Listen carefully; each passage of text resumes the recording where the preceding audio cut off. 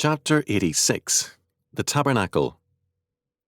Exodus chapter 25, verses 1 to 9. And the Lord spake unto Moses, saying, Speak unto the children of Israel, that they bring me an offering of every man that giveth it willingly with his heart, ye shall take my offering. And this is the offering which ye shall take of them, gold, and silver, and brass, and blue, and purple, and scarlet, and fine linen, and goat's hair, and ram skins dyed red, and badger skins, and shittim wood, oil for the light, spices for anointing oil, and for sweet incense, onyx stones and stones to be set in the ephod and in the breastplate. And let them make me a sanctuary that I may dwell among them, according to all that I show thee after the pattern of the tabernacle, and the pattern of all the instruments thereof, even so shall ye make it. Exodus chapter 25, verses 1 to 9. The subject of the tabernacle is a difficult one because it is an area cluttered by much nonsense. All kinds of fanciful and mystic symbolism has been attached to the tabernacle, while others have dismissed the subject as irrelevant. Perhaps, in time, some intelligent studies will enable us to understand clearly the meaning of the tabernacle. Until then, we have still a duty to gain as much understanding as possible. First, the tabernacle is a temple in a tent. Given the fact that some years were to pass before Israel entered Canaan, of necessity the temple had to be a movable one. It was still a remarkable and beautiful tent. We must not forget that royal tents in antiquity, and at least to Henry VIII's day, were amazingly ornate and costly. They were movable palaces. Second, God's tabernacle was also a very costly one. A belief, much propagated by the heretical spiritual Franciscans, was hostile not only to buildings as such, but also to anything except poverty. But poverty is not presented in Scripture as a virtue. Moreover, all sacrifices and gifts to God must be unblemished. Too many churches are very sorry and blemished offerings to God, and some must be called insults. Third, the construction of God's sanctuary had to be made out of willing gifts. Verse 2. It was not tithes, but gifts over and above the tithe that went into the construction of the tabernacle. The materials were costly: gold, silver, and bronze or copper. The words in verse 5 are not common ones.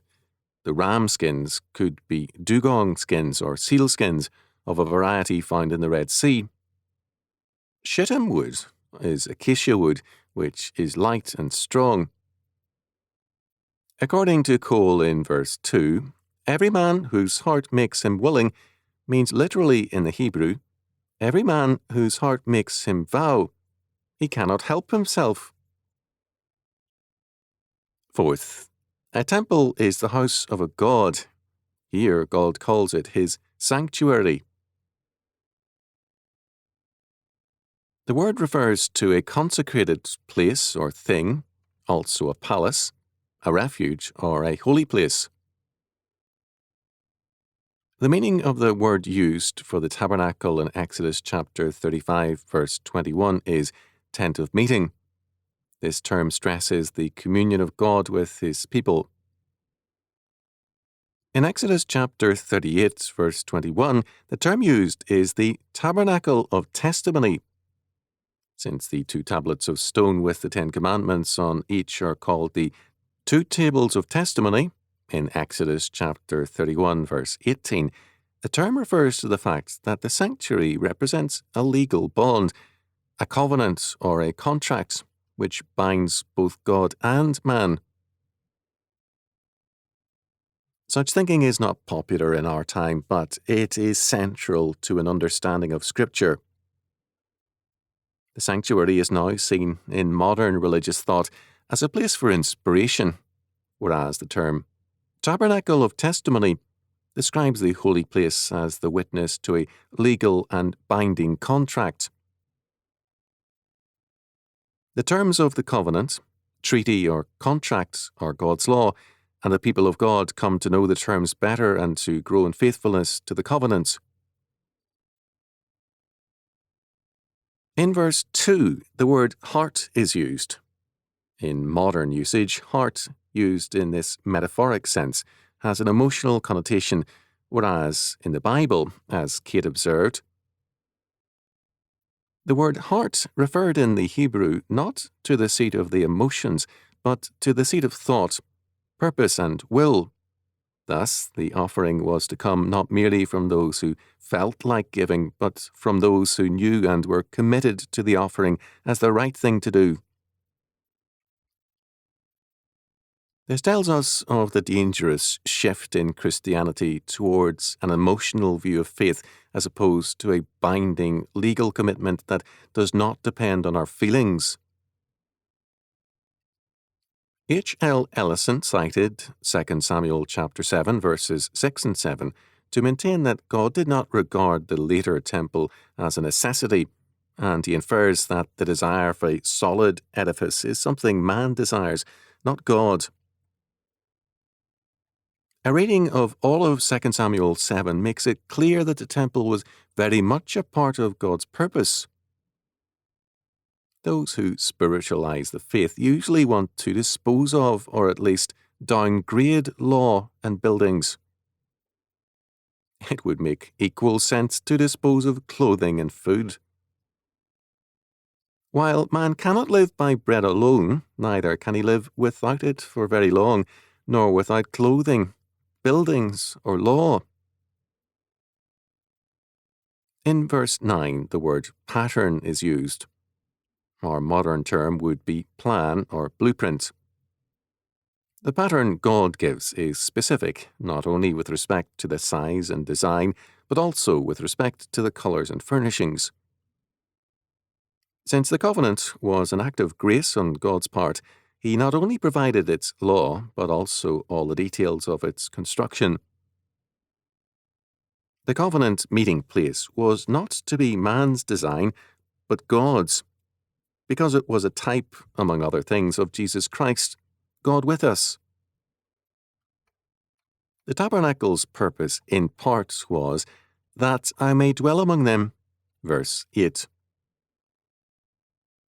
Since God's grace gave the covenant, man's devices had no place in it. Man's duty was to hear and obey his covenant Lord. Since the tabernacle was a movable sanctuary, the use of acacia was specified because of its durability and lighter weight. The moving of the tabernacle was to be as simple as possible while maintaining its excellence. In verse 9, there is an important shade of meaning. As Hertz pointed out, God does not command the building of the sanctuary that I may dwell in it, but rather that I may dwell among them. As Solomon declared at the dedication of the temple, but will God indeed dwell on the earth? Behold, the heaven and the heaven of heavens cannot contain thee, how much less this house that I have builded? 1 Kings chapter 8, verse 27.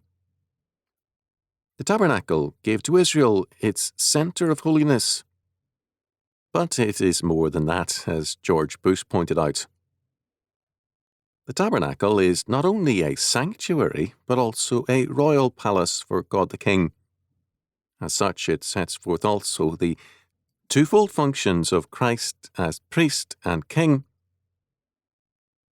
As Bush noted, this royal palace was God's, and it was, where he would keep the state of a court as supreme civil magistrate and king of Israel, from whence he would issue his laws and commandments as from an oracle, and where he was to receive the homage and tribute of his subjects. The idea of the tabernacle, as in part that of a palace for a king, will seem perfectly clear to everyone who carefully notes the terms in which this building and also the temple are spoken of and referred to throughout the Scriptures, and we doubt not it is a view essential to the right understanding of these structures and the things which belong to them. It is a view also which is held by the Jews themselves, who carry out the analogy and regard the utensils of the ministers of state and officers. Because the tabernacle was a palace, there was only one such place allowed. There was not a multiplicity of kings or gods, but one God, one king over all. Gerhardus Voss pointed out, the tabernacle is, as it were, a concentrated theocracy. The tabernacle was a witness to the contract or covenant and to the great king who, by his grace, made the people his own. Moreover, it attests to the God-centered nature of biblical faith. In the ideal covenant fellowship here portrayed, the divine factor is the all-controlling one. Man appears as admitted into, adjusted to, subordinated to the life of God. Biblical piety is God-centered. Arminianism and the modern worldview presupposed a democracy with God. The nature of the tabernacle and its construction witness strongly against this. This is an important point because the common error of scholars is to state that other peoples in antiquity had sanctuaries and therefore the tabernacle was simply derived from the practices of the time. This is like saying that because you and I have a nose, ears, and eyes, we have an intellectual and personal derivation from Jack the Ripper. Such thinking, however common, is nonsense. Pagan sanctuaries were designed by men to set forth their ideas of the gods and religion, whereas the tabernacle has a God-given pattern and differed radically in design and meaning from all pagan temples. U. Z. Rule said of the tabernacle, for the working out of the purpose for which the tabernacle was designed, 3 things would be necessary. 1. The tabernacle itself, made and furnished after the pattern shown to Moses. 2. A purposely ordered ritual of the service to be rendered at it, the leading characteristic of this service being that it was based upon the covenants into which the people had just entered with God. And 3. A priesthood purposefully set apart for this service. Pagan temples were, in a sense, insurance centers where people went with gifts to buy protection from the gods. The biblical tabernacle was the law center and palace, the sanctuary and the center of holiness and justice, dominion and knowledge. Nothing else like it existed in antiquity or since.